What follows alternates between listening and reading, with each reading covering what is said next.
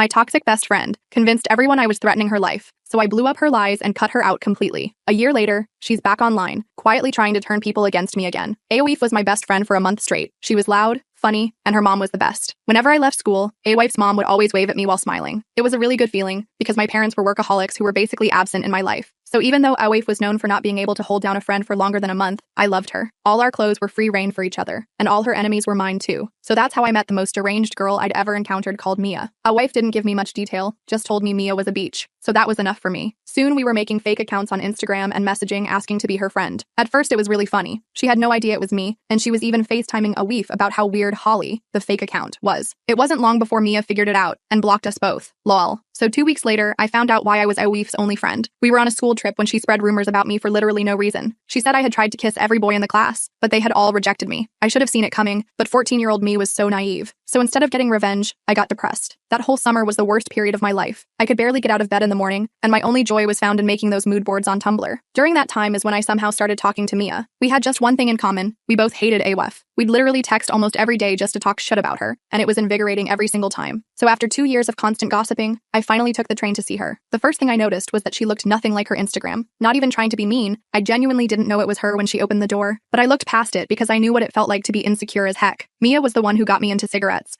and whenever we met up, we would play GTA or talk about our shitty exes together. We were the stereotypical 16-year-old duo until CVID hit. Every day she was posting on her Snapchat private story about how little she was eating, how she had gotten a special high-caloric drink from the doctors but wasn't drinking it, how she was eating literally nothing every single day. It worried me a lot, and we'd even have fights where I tried to get her to eat, where I tried to tell her that control didn't have to be found in starvation. I even sent her those Eat With Me TikToks to remind her that eating is something that is necessary and not weird or bad. Meanwhile, I was going through the worst time of my life. My granddad had suddenly passed, and I myself was eating so little that I could barely walk without feeling extreme pain in my calves. But whenever I tried to talk about myself, she would either leave me undelivered or shift the conversation back to her problems. So I just let myself be her therapist, because it was better than being alone. But then I noticed the cracks in her story. When school started again, she was posting herself in her uniform and talking about how much she was dreading it. The weird part was that she told me she hadn't eaten in days. Whenever I tell people this story, they always say, "Oh, but you can still function when you don't eat blah blah." No, if you are starving for weeks on end, with zero food, you will not be able to go to school and act normally. But I was just a 16-year-old who wanted to believe my friends could do no wrong. So I never questioned her, and that's when our friendship ended over a pair of AirPods. You see, my friend Liam had gone to Mia's house with me before CVID and left his AirPods behind. So by this point, months later, he was practically itching for them back. He even offered to stand outside her house and she could throw it outside her bedroom window. And when Mia refused with the excuse of being too busy, even I started getting suspicious. And Liam was the opposite of me. He was assertive and not afraid to step on people's toes. So one day, he asked me if I could go to her house with him to get the AirPods. At this point, he was the only one who didn't treat me like a piece of shit stuck on the bottom of their shoe. So I caved. On the way there, I texted Mia saying me and Liam were coming to collect the AirPods. Suddenly my phone was buzzing with a wall of excuses. I'm at my aunt's house. My bedroom door is locked from the outside. Leave me alone, were all messages she actually sent. I started crying and begging Liam to turn back and get them another time, but he wasn't budging. That's how he ended up at Mia's front door, asking his sister to get the AirPods for him. Lo and behold, the room was unlocked, and he got his AirPods back. There were scratches all over them, and they had earwax he didn't recognize. That's when I finally realized she was a lying beach, and I blocked her. But the next day, I was once again faced with the reality of how naive I truly was. Because unlike Awif,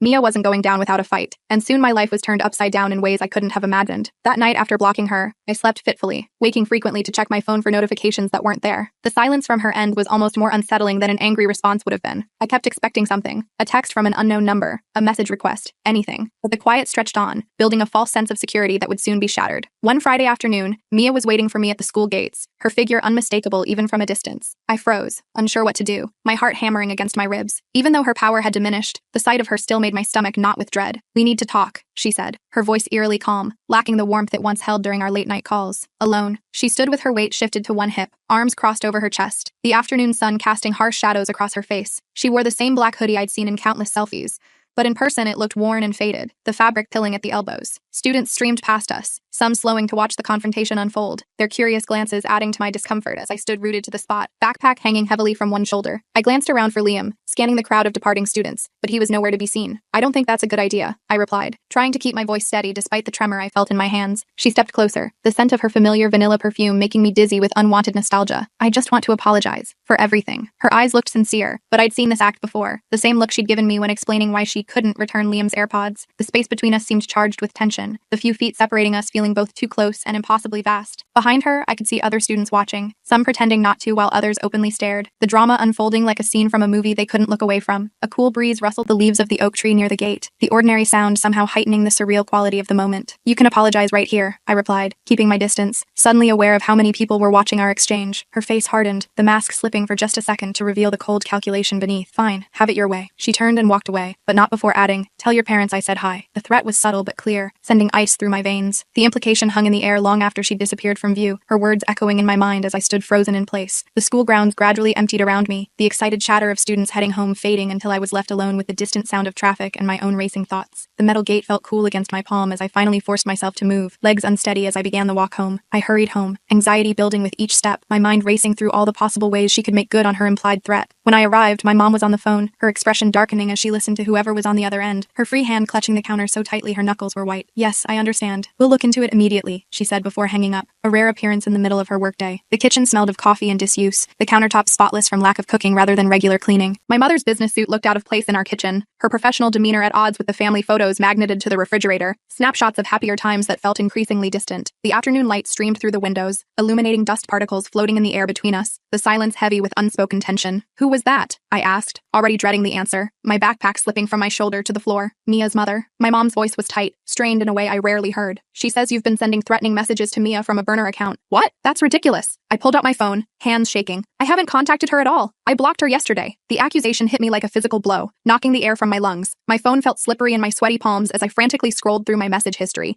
searching for evidence to defend myself. The kitchen suddenly seemed too bright, too exposed, as if Mia could somehow see me through the windows, watching my panic with satisfaction from some hidden vantage point. My mom showed me screenshots Mia's mother had sent her. There were messages threatening to expose Mia and make her pay. All things I'd never say, but they were made to look like they came from me, the fabricated evidence so convincing it made my stomach drop. "These aren't from me," I insisted, my voice rising with desperation. "Mia's making fake accounts again, just like she did with those edited screenshots she sent around last week." The messages were displayed on my mother's phone, the blue text bubbles containing words I would never use, threats I would never make. The timestamps showed they had been sent late last night, during hours when my phone had been charging across my bedroom, untouched. Yet there was my name, my profile picture, attached to these vicious messages that seemed designed to paint me as unstable and dangerous. My parents exchanged looks, doubt clouding their features. After what had happened with the school, they were less quick to believe Mia, but uncertainty lingered in their eyes. "We believe you," my dad said, appearing from his home office for the first time in days. "But this girl seems determined to cause problems." My father looked tired, the lines around his eyes deeper than I remembered, his reading glasses perched on top of his head where he'd pushed them in his hurry to join the conversation. His presence was both comforting and strange, the familiar scent of his cologne mixing with the tension in the room, his rarely seen concerned expression reminding me of how serious the situation had become. That night, I called Liam and told him what happened, the words tumbling out between shaky breaths. "She's getting desperate," he said, his voice a comforting anchor in my storm of anxiety. "But we need to be careful. Save everything. Document all contact with her. Don't delete anything, even if it's upsetting." My bedroom felt like the only safe space left, the door firmly closed against the outside world. I sat cross-legged on my bed, phone pressed to my ear, the fairy light strung above my headboard casting a soft glow that couldn't quite dispel the darkness of the situation. Liam's voice through the speaker was steady and reassuring, a contrast to my own trembling words as I recounted every detail of the day's events. When I woke up the next day, I found a barrage of texts from unknown numbers, each one more vicious than the last. "Leave Mia alone," one read. "Everyone knows you're obsessed with her," said another. "Get help, psycho," a third demanded. I realized with horror that Mia had somehow gotten people to believe I was harassing her again, her web of manipulation extending far beyond our former friendship circle. The morning light filtering through my curtains seemed too cheerful for the dread pooling in my stomach as I scrolled through the messages. Each notification brought a fresh wave of anxiety, my thumb hovering over the screen as I debated whether to read or delete without opening. Some numbers I recognized as belonging to people from school, others were completely unknown, but all carried the same accusatory tone, the same twisted version of events that cast me as the villain. At school on Monday, the atmosphere had shifted, not as bad as before, but I could feel eyes on me, whispers following me down the hallway like persistent shadows. "Don't let it get to you," Liam said, walking beside me, his presence a shield against the stairs. "Mia's just trying to regain control. It's what she does." The hallways seemed narrower than usual, the fluorescent lights overhead harsh and unforgiving. Every locker slam made me jump, every burst of laughter from a group of students making me wonder if I was the subject of their amusement. The familiar school environment had transformed into hostile territory, the routine of changing classes now a gauntlet to be run between safe spaces where friendly faces could be found. But it was getting to me, seeping into my skin like poison. I'd thought this nightmare was over, but Mia was relentless, her determination to destroy me seemingly boundless. During lunch, I noticed a group of girls I didn't recognize staring at me from across the cafeteria, their hostile glares making me shrink in my seat. When I looked their way, they didn't even pretend not to be talking about me, one of them pointing openly in my direction. The cafeteria's usual cacophony of voices and clattering trays seemed to fade into the background, my focus narrowing to those unfamiliar faces and their undisguised contempt. My appetite vanished instantly, the sandwich I'd packed sitting untouched on the table before me. The plastic chair felt uncomfortable beneath me, the distance to the exit suddenly seeming impossibly far, as if I were trapped in a fishbowl with everyone watching my every move. "Who are they?" I asked Liam, pushing my untouched food around my plate. "Friends of Mia from her dance class," he explained, his voice low. "She's been recruiting people outside school to back up her stories, creating her own army." After school, one of those girls, tall with sleek black hair and perfectly winged eyeliner, approached me in the parking lot, her steps purposeful. "You need to back off," she said, her voice carrying enough for nearby students to hear. Mia told us everything. The girl moved with practiced confidence, her posture perfect as she blocked my path to the bus. Up close, I could see the expensive brand logo on her jacket, the gleam of real gold in her earrings catching the afternoon sunlight. She smelled of expensive perfume, her makeup flawlessly applied in a way that spoke of hours of practice and YouTube tutorials. Everything about her exuded the kind of effortless privilege that made my thrift store clothes and drugstore makeup feel suddenly inadequate. "Whatever she told you is a lie," I replied, trying to keep my voice steady despite the heat rising to my face. The girl smirked, looking me up and down with undisguised contempt. "She showed us the messages you sent her. Pretty psycho stuff." "Those aren't from me," I insisted, clutching my backpack straps tightly. "Mia faked them. She's done this before." My voice sounded small even to my own ears, drowned out by the rumble of school buses and the chatter of students eager to head home. A small crowd had gathered at a safe distance, watching our confrontation with undisguised interest, some openly filming with their phones. The asphalt beneath my feet seemed to waver slightly, the stress of the moment making me lightheaded as I struggled to maintain my composure under the weight of so many judgmental gazes. "Right," she said sarcastically, flipping her hair over her shoulder, "just like you didn't steal from her either." As she walked away, I felt the ground shifting beneath me again,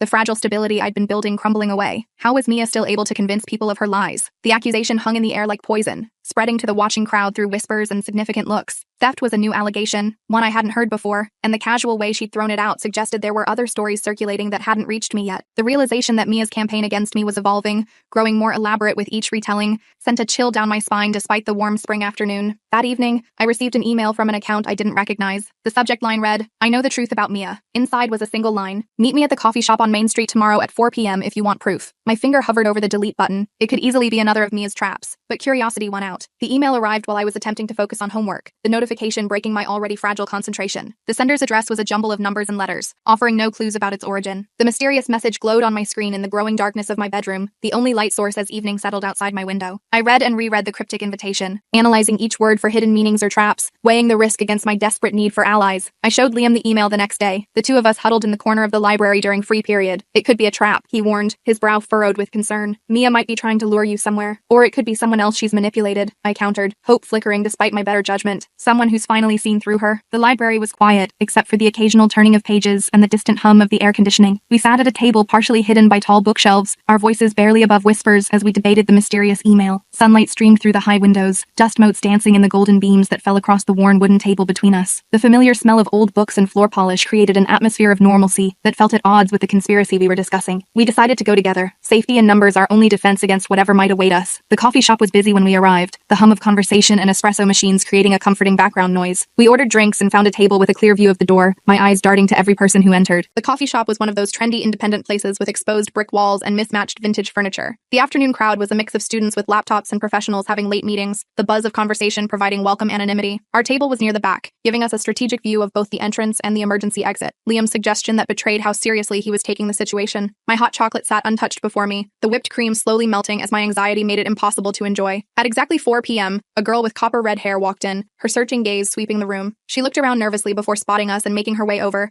clutching her bag tightly against her side. "Are you the one who emailed me?" I asked as she sat down, the chair scraping against the floor. She nodded, tucking a strand of hair behind her ear. "My name's Elena. I was Mia's best friend last year." Elena was thin and pale, with freckles scattered across her nose and cheeks like constellations. She wore an oversized sweater despite the warm weather, her frame seeming to disappear within its folds. Her movements were cautious, almost furtive, her eyes constantly darting to the door as if expecting someone to burst in at any moment. When she spoke, her voice was soft but steady, carrying the weight of someone who had rehearsed what they needed to say many times. My eyes widened, recognition dawning. "She never mentioned you." "I'm not surprised," Elena said with a bitter smile that didn't reach her eyes. "She likes to erase people who know too much about her." Elena told us how Mia had done the same thing to her, accused her of stealing, turned friends against her, even contacted her parents with fake evidence. But Elena had been smarter than me. She'd started documenting things early, saving screenshots of original messages before Mia could alter them, recording phone calls when Mia's behavior became erratic. As Elena spoke, her initial nervousness gave way to a quiet determination, her hands becoming more animated as she detailed the systematic way Mia had isolated and then attacked her. The coffee shop continued its normal bustle around us, the mundane backdrop of people enjoying their drinks and conversations creating a surreal contrast to the disturbing story unfolding at our table. Outside, the afternoon light began to fade, shadows lengthening across the floor as Elena continued her account, each revelation making my stomach twist with a mix of validation and dread. She didn't have video confessions or dramatic smoking GNs, but she had something almost as valuable, a pattern of behavior documented over months. "Why are you showing us this now?" Liam asked, his skepticism evident in his tone. Elena's eyes filled with tears, her fingers tracing the rim of her untouched coffee cup. "Because I saw it happening to you, and I couldn't stay silent anymore. I was too scared before, but seeing her do it again." She pushed a USB drive across the table. "Everything's on here. Use it however you need to." The small black drive sat between us like a lifeline, its plastic casing scratched from being carried in Elena's bag. The weight of what it contained, evidence of months of manipulation and lies, seemed disproportionate to its tiny size. Elena wiped at her eyes with the sleeve of her sweater, the gesture childlike and vulnerable, reminding me that despite the adult nature of what we were discussing, we were all still just teenagers trying to navigate a situation none of us should have had to face. As Elena left, I felt a mix of vindication and dread. We had more evidence now, but Mia's pattern was clear. She wouldn't stop until she'd completely ruined me, her obsession with control driving her to increasingly desperate measures. The next day, things escalated further. Someone had created a fake social media profile using my name and photos. The account was posting horrible things, raxed comments, bullying messages to other students, even inappropriate photos that had been clearly photoshopped with my face, the crude editing obvious to anyone looking closely but convincing enough at first glance. I discovered the fake account during first period when my phone kept buzzing with notifications from people I barely knew, asking why I was saying such terrible things online. The profile used my yearbook photo as its avatar, my full name prominently displayed, but the content was vile, hateful slurs and threatening messages that made my blood run cold. The photoshopped images were the worst part, my face crudely pasted onto revealing photos, the poor quality editing not immediately obvious to casual viewers scrolling quickly through their feeds. I was called to the principal's office,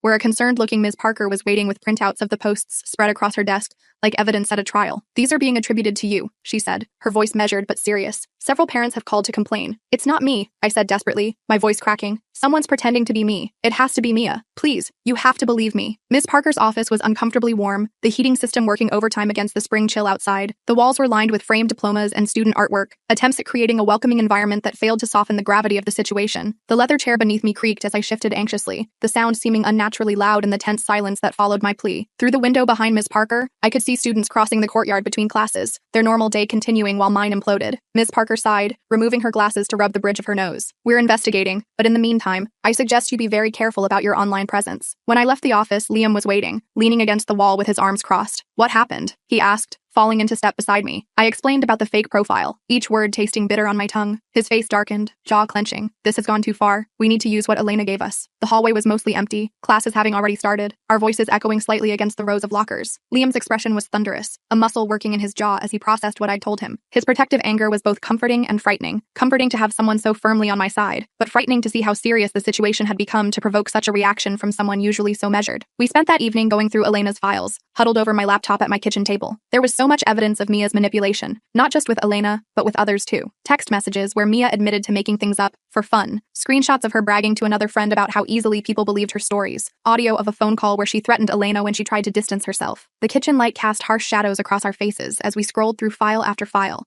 the evidence mounting with each new document we opened. Outside, darkness had fallen completely, the windows reflecting our hunched figures back at us like we were being watched. My parents moved quietly around us, bringing us snacks and drinks without interrupting, their concerned glances exchanged over our heads. The clock on the microwave blinked past midnight as we continued our investigation, the house settling into nighttime creaks and groans around us. Most revealing was a voice memo Elena had recorded during a conversation where Mia casually mentioned making up rumors about me, laughing about how gullible everyone was. "We need to show this to everyone," I said, anger finally overtaking my fear. Liam nodded, his expression grim. "But we have to be smart about it. If we just post it online, Mia will claim it's fake, and it'll become a he said she said situation." Mia's voice in the recording was chilling in its casualness, the way she discussed destroying someone's reputation with the same tone someone might use to discuss weekend plans. Hearing her laugh about the rumors she'd spread about me, rumors that had caused me weeks of misery, ignited something in me that burned away the last traces of fear. The kitchen suddenly felt too small to contain my anger, my hands clenching into fists as I fought the urge to slam them down on the table. We decided to approach Ms. Parker first thing the next morning, gathering the most compelling evidence onto a separate drive. She watched the files in silence, her expression growing increasingly troubled as the pattern of behavior became undeniable. "This is very serious," she said, closing her laptop with a decisive click. "Cyberbullying, defamation, harassment. These are potentially legal matters. I need to consult with the school board about next steps." Ms. Parker's office looked different in the morning light, less intimidating than it had the day before. She listened without interruption as we presented our evidence, her professional demeanor giving way to genuine concern as the extent of Mia's behavior became clear. The wall clock ticked loudly in the moments of silence between our explanations, marking the passing of time that suddenly seemed to be moving in our favor rather than against us. As we left her office, I felt a glimmer of hope breaking through the dark cloud that had been hanging over me. Maybe this nightmare would finally end, the truth cutting through Mia's web of lies. But Mia wasn't done yet. Somehow, she found out we'd gone to the principal, perhaps through one of her many informants scattered throughout the school. That afternoon, as I was walking to my last class, I felt someone grab my arm and pull me into an empty classroom, the door slamming shut behind us. The classroom was dark, the blinds drawn against the afternoon sun, creating an eerie half-light that made the familiar space seem alien and threatening. The desks cast long shadows across the floor, the whiteboard reflecting what little light filtered through the blinds. The sudden transition from the bright, busy hallway to this dim, silent room was disorienting, my eyes struggling to adjust as I tried to make sense of what was happening. It was Mia, her face contorted with rage, all pretense of the sweet, vulnerable girl she portrayed to others completely gone. "What did you show her?" she demanded, her fingers digging into my arm. I pulled away from her grip, finding strength I didn't know I had. "The truth. Recordings of you admitting you made everything up." Up close, Mia looked different than I remembered. Thinner, with dark circles under her eyes that her carefully applied makeup couldn't quite conceal. Her hair was pulled back in a tight ponytail that emphasized the sharpness of her features, the controlled image she presented to the world showing signs of strain around the edges. Her breathing was rapid, shallow, her composure cracking under the weight of her own lies. For a moment, real fear flashed across her face, her carefully constructed world threatening to collapse. Then she composed herself, the mask sliding back into place. "No one will believe it. I'll say it was a joke, that I was just playing along with what you wanted me to say. It won't work this time," I said, finding courage I didn't know I had. "There's too much evidence. Elena gave us everything." The mention of Elena's name hung in the air between us, its impact visible in the way Mia's eyes widened, her confident facade faltering for a crucial moment. The classroom felt charged with tension, the air thick with unspoken threats, and the weight of months of manipulation finally being exposed. Outside in the hallway, the final bell rang, the sound muffled through the closed door, but marking the beginning of the end of this confrontation. At the mention of Elena's name, Mia went pale, her confident facade cracking. "Elena contacted you? She showed us everything, Mia. It's over." Mia's expression changed, calculating even in her panic. "You think you've won? This isn't even close to over. By tomorrow, everyone in this school will think you're the biggest psycho they've ever met." She stormed out, leaving me shaking but somehow stronger than before. The door slammed behind her with enough force to rattle the windows, the sound echoing in the empty classroom. I stood alone in the semi-darkness, my heart racing but my mind surprisingly clear. The threat in Mia's words was unmistakable, but for the first time since this nightmare began, I didn't feel paralyzed by fear. Something had shifted inside me during our confrontation, a realization that Mia's power existed largely because I had allowed it to, my own fear feeding her confidence. I immediately texted Liam about the encounter, and he met me after class, his worried eyes scanning my face. "We need to be prepared for whatever she's planning," he said, walking me to my locker. "She's cornered now, which makes her dangerous." That night, I couldn't sleep, every creak in the house making me start. Every notification on my phone made me jump, my nerves frayed to breaking point. What was Mia planning? How much worse could this get? My bedroom, once a sanctuary, now felt exposed and vulnerable. I checked my window locks twice, pulled my curtains tight against the darkness outside, and still couldn't shake the feeling of being watched. My phone sat on my nightstand, screen down but impossible to ignore, each potential notification representing another attack in Mia's campaign against me. The digital clock on my dresser marked the passing hours as I tossed and turned, rehearsing responses to whatever new accusations might await me in the morning. I got my answer the next morning. When I arrived at school, there was a crowd gathered around my locker,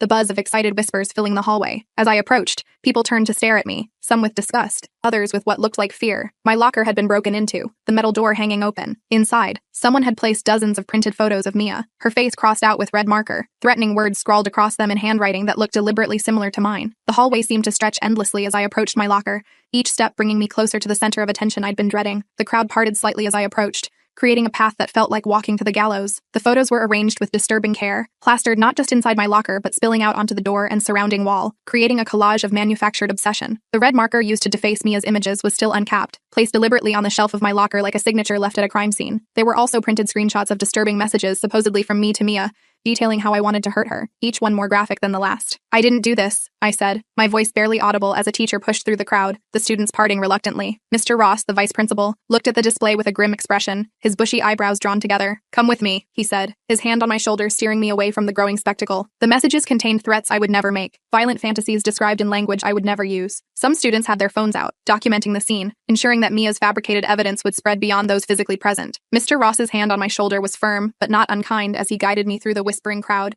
his imposing presence creating a buffer between me and the worst of the stares and comments. In his office, I tried to explain that Mia had staged the whole thing, but my words sounded hollow even to me. How could I prove I hadn't done this? The evidence was literally in my locker, planted there overnight by someone who clearly wanted to destroy me. We take threats of violence very seriously, Mr. Ross said, his voice grave. I'm going to have to call your parents and the police. Mr. Ross's office was smaller than Ms. Parker's, more utilitarian with filing cabinets instead of artwork, the space reflecting his no-nonsense approach. His desk was neat but crowded with paperwork. A family photo turned to face him rather than visitors. The gravity of his words, the police, made the room seem to shrink around me, the walls closing in as I struggled to find words that would convince him of my innocence. My world collapsed around me, the walls of the office seeming to close in. The police? This couldn't be happening. Just as Mr. Ross reached for his phone, there was a commotion outside, and Liam burst into the office, ignoring Mr. Ross's protests. You need to see this, he said, thrusting his phone forward. On it was footage from his friend Marcus in the AV club, not official security footage, which would have required formal requests, but a clip from Marcus's phone. Liam's entrance was like a gust of fresh air in the stifling atmosphere of the office, his determined expression a stark contrast to my own defeated one. His normally neat appearance was disheveled, as if he'd run across the school to reach us in time, his hair falling across his forehead,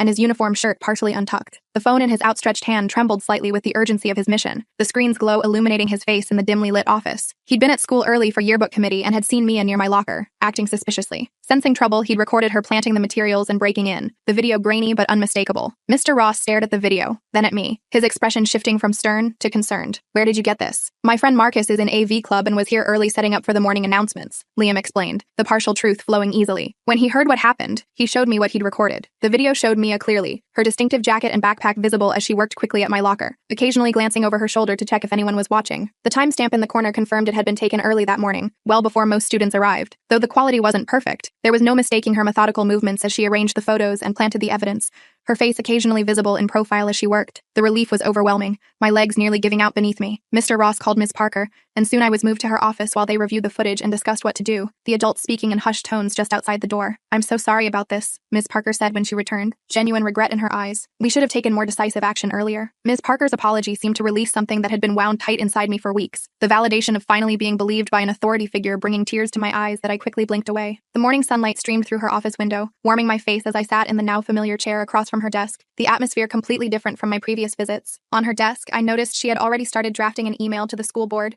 the subject line visible, urgent, disciplinary matter. By the end of the day, Mia had been suspended indefinitely pending a disciplinary hearing, the news spreading through the school like wildfire. The police weren't called, but Ms. Parker suggested my parents might want to consider a restraining order, the gravity of the situation finally penetrating their workaholic bubble. I thought it was finally over, the nightmare coming to an end at last. The hallways felt different as I walked to my final class that day. The whispers now centered on Mia rather than me, the tide of public opinion beginning its inevitable shift. Some students who had been openly hostile now avoided eye contact, embarrassed by their quick judgment. Others approached with awkward apologies, admitting they should have questioned what they were told. The weight that had been pressing on my chest for weeks seemed to lighten slightly with each step, each breath coming easier than the last. But that evening, as I was walking home, a car pulled up beside me, the engine's purr making me jump. Mia's older brother Kyle was driving, with Mia in the passenger seat, her face pale and drawn. Get in, Kyle said, his voice neither friendly nor threatening. Mia wants to talk. No way, I replied, backing away, my heart racing. Mia leaned across her brother, her eyes red-rimmed from crying. Please, she said, and for once she sounded genuinely desperate, stripped of her usual manipulation tactics. 5 minutes, that's all I'm asking. The car was a dark blue sedan, unremarkable except for the dent in the passenger door that I remembered from previous encounters. Kyle looked tired, his resemblance to Mia stronger in the fading light, both siblings sharing the same sharp features and intense gaze. The street was quiet, most people still at work or school activities, no witnesses to this unexpected confrontation. A dog barked in the distance, the ordinary sound emphasizing the surreal quality of the moment. Against my better judgment, curiosity and a strange sense of closure pushing me forward, I got in the back seat. Kyle drove us to a nearby park, and then left us alone on a bench, the late afternoon sun casting long shadows across the grass. I'm sorry, Mia said after a long silence, her voice small, for everything. I stared at her, searching for signs of manipulation, the practiced sincerity I'd seen so many times before. Why should I believe you? The park was nearly empty, just a mother with a toddler at the distant playground,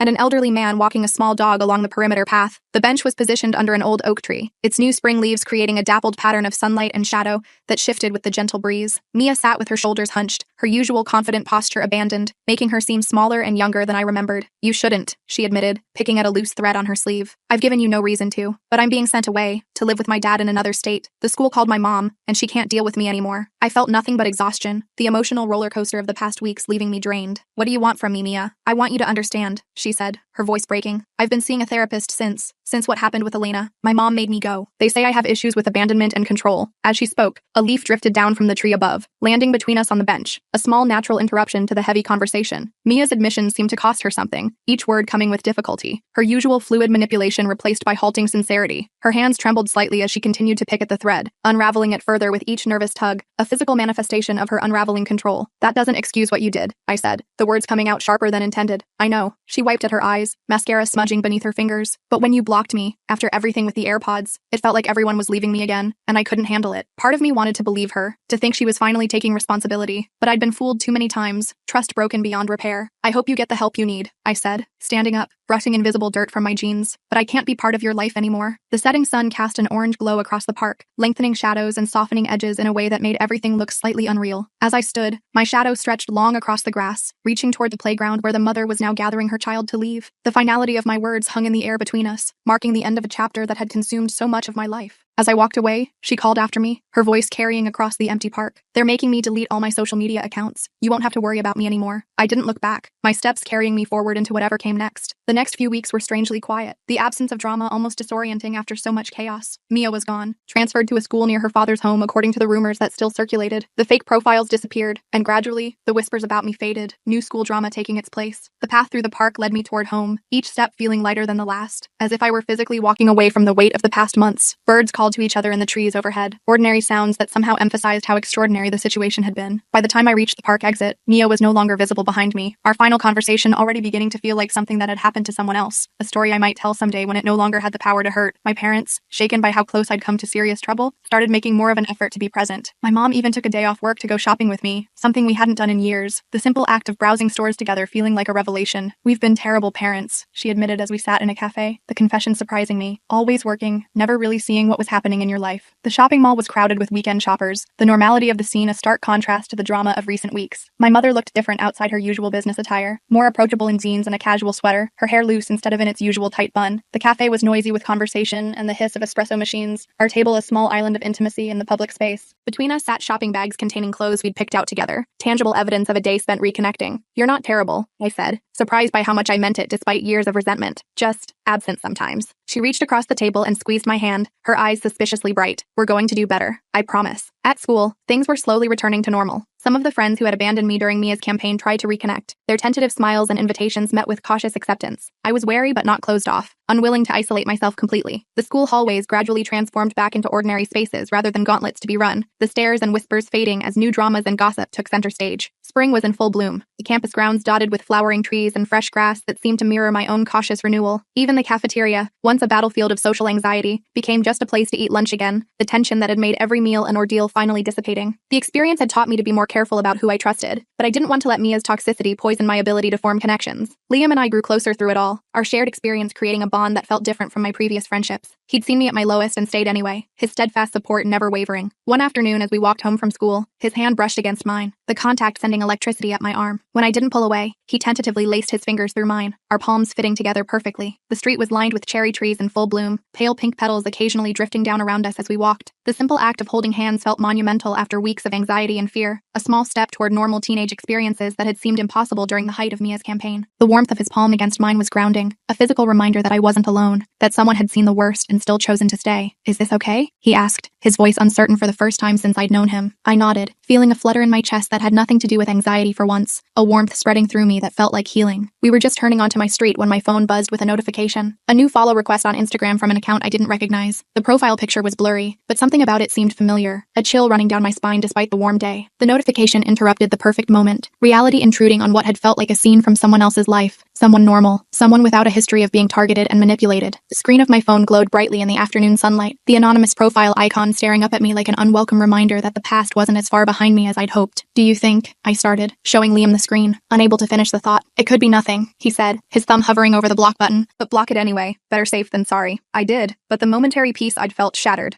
fragments of anxiety reassembling in my chest. Would I always be looking over my shoulder, wondering if Mia was finding new ways to reach me? The moment of connection with Liam remained, but now tinged with the shadow of what had happened, a reminder that healing wasn't linear. The street suddenly seemed less idyllic, the cherry blossoms less magical, as reality reasserted itself. Liam's hand remained in mine, a steady presence even as my thoughts scattered with renewed worry, his thumb tracing small circles on my palm, as if trying to physically anchor me to the present moment, rather than letting me drift back into fear. That night, I received an email from Elena, her name in my inbox sending my heart racing. "Thought you should know," she wrote. "Mia's been contacting people from her new location, telling them you made everything up. She's trying to rebuild her story from a distance." I forwarded the email to Liam, my hands shaking as I typed. When would this end? My bedroom felt suddenly less safe, the familiar space invaded by the knowledge that Mia was still actively working against me, even from miles away. The glow of my laptop screen illuminated my worried face as I read and reread Elena's warning, each word seeming to pulse with fresh threat. Outside my window, the neighborhood was quiet, houses dark except for the occasional lighted window, the ordinary scene at odds with the turmoil I felt inside. The next day, we decided to take all our evidence, including Elena's, to Mia's mother. It was a risk, but we hoped that seeing the full extent of her daughter's manipulation might convince her to get Mia the help she really needed. Mia's mother invited us in, looking tired and much older than I remembered, the stress of recent events etched into the lines around her eyes. We showed her everything, the messages, the recordings, the pattern of behavior documented over months. Mia's house looked different in daylight, smaller and more ordinary than it had seemed during my visits with Mia. The living room was neat, but showed signs of hasty packing, empty spaces on shelves where photos had been removed, a stack of flattened boxes leaning against one wall. Mia's mother served us tea in mismatched mugs, her hands slightly unsteady as she placed them on the coffee table between us. The evidence we presented seemed to physically weigh her down, her shoulders slumping further with each new revelation. "I knew she had problems," she said finally, her voice hollow as she stared at the evidence before her. "But I had no idea it went this far." She promised to share everything with Mia's therapist and her ex-husband, her shoulders slumping with the weight of it all. "She won't be coming back here," she assured us, "and I'll make sure she stays away from social media." As we left, I felt a weight lifting, the burden I'd been carrying finally shared. Maybe now it really was over, the chapter closing for good. The front door closed behind us with a soft click, the sound somehow final. The spring afternoon was bright and clear, the ordinary neighborhood scene, sprinklers watering lawns, a child riding a bicycle, a mail carrier making deliveries, creating a surreal contrast to the heavy conversation we'd just had. Liam and I walked in silence for several blocks, processing what had happened, the shared experience creating a bubble around us that separated us from the normal world continuing around us. The following week, I received a letter, an actual paper letter, from Mia, the handwritten address making my stomach clench. My first instinct was to throw it away unopened, but curiosity won out, my fingers carefully tearing the envelope. "I'm getting help," she'd written in her familiar looping handwriting. "Real help this time. I won't contact you again, but I wanted you to know that I understand what I did was wrong. I'm sorry." The letter was written on plain white paper, 3 short paragraphs that somehow seemed more genuine than any of our previous interactions. The handwriting was less perfect than I remembered, slightly shaky in places as if written during an emotional moment. There were no elaborate explanations or excuses, just a simple acknowledgement and apology. The envelope had a postmark from a town I didn't recognize, hundreds of miles away, the physical distance between us now matching the emotional one. I showed the letter to Liam during lunch, the cafeteria noise providing a buffer of normalcy. "Do you think she means it?" I asked, watching his eyes scan the brief message. He shrugged, folding the letter and handing it back. "Maybe. People can change, but it's not your responsibility to find out." He was right. Whatever journey Mia was on now, it wasn't part of my story anymore. I had my own healing to do, my own path to follow. The cafeteria buzzed with ordinary teenage drama, who was dating whom, upcoming tests, weekend plans, the normalcy of it all, a reminder that life continued beyond the intense bubble of my experience with Mia. Sunlight streamed through the high windows, creating bright patches on the linoleum floor that shifted as clouds passed overhead. At a nearby table, a group of freshmen laughed over something on someone's phone, the sound of uncomplicated joy both foreign and familiar. As spring turned to summer, life settled into a new normal. I started therapy myself, working through the anxiety and trust issues that my experiences with both Awaf and Mia had left me with, each session helping me understand my patterns a little better. My parents made good on their promise to be more present, even organizing a family vacation for the first time in years, the 3 of us reconnecting over board games and shared meals. The therapy office became a safe space, its calm blue walls and comfortable chairs providing a container for the difficult emotions I was working through. My therapist, Dr. Chen, had a way of asking questions that made me see situations from new angles, helping me recognize the strength I'd shown throughout the ordeal, rather than focusing only on the victimization. At home, dinner became a regular family event rather than a solitary affair, the kitchen filling with the smells of cooking and the sounds of conversation as we relearned how to be present with each other. And Liam. Liam became more than just my defender. Our first kiss happened on a rainy afternoon as we sheltered under a store awning, waiting for the downpour to pass. It was awkward and perfect, and nothing like I'd imagined my first real relationship would be. Our noses bumping before our lips finally met. "You know," he said one day as we sat on my porch, watching the sunset paint the sky in shades of pink and gold, "you never really needed me to protect you. You're stronger than you think." The kiss had been unexpected, a moment of normalcy amid the aftermath of chaos. Rain had pounded on the awning above us, creating a curtain of water that separated us from the rest of the world. Droplets clung to his eyelashes as he leaned in,